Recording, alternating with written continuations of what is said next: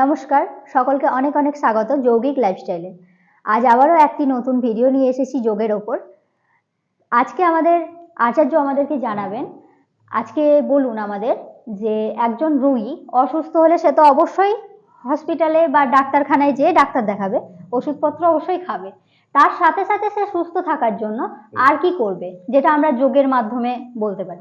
প্রথমেই বলি যে সবাইকে আমার তরফ থেকে শুভেচ্ছা জানাই। শুধু রোগীও নয়, রোগী ছাড়াও যারা সুস্থ মানুষ তাদেরও যে কাজগুলি করা উচিত নয়, আমার যেটা মনে হয়েছে সেটা হলো 1 নাম্বার, রোগ নিয়ে বেশি ভাবা বন্ধ করতে হবে। কারো শরীর খারাপ হয়েছে আমি দেখেছি, সে ব্যাপারটা নিয়ে এত ওভার থিঙ্কিং করে এবং তারপরে সেটাকে নিয়ে সার্চ করে। এত বেশি জ্বর হয়েছে, জ্বর মানুষের অনেক কারণই হতে পারে। কেন জ্বর হয়েছে, কেন শরীর খারাপ হয়েছে সেটা চিকিৎসকেরা বলতে পারবে তার সঙ্গে কথা বলে বা বিভিন্ন রকম পরীক্ষা করে। কিন্তু অনেকজন কি করে, এই রোগটা নিয়ে এত বেশি আলোচনা করে, এত বেশি ভাবে, এইটা বন্ধ করতে হবে। সবসময় ভাবতে হবে I am fit, I am fine, I am okay. হ্যাঁ, ঈশ্বর আমাকে সুস্থ রেখেছেন।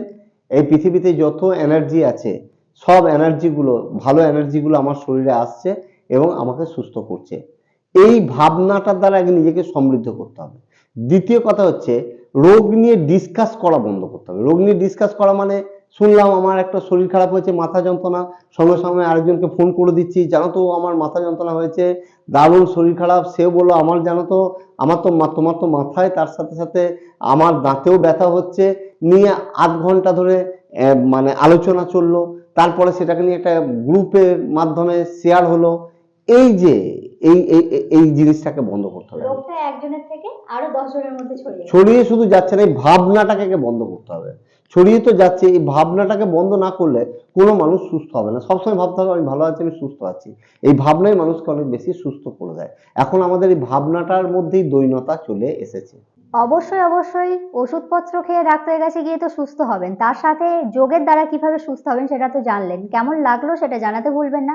সঙ্গে থাকুন, দেখতে থাকুন যৌগিক লাইফস্টাইল। ধন্যবাদ।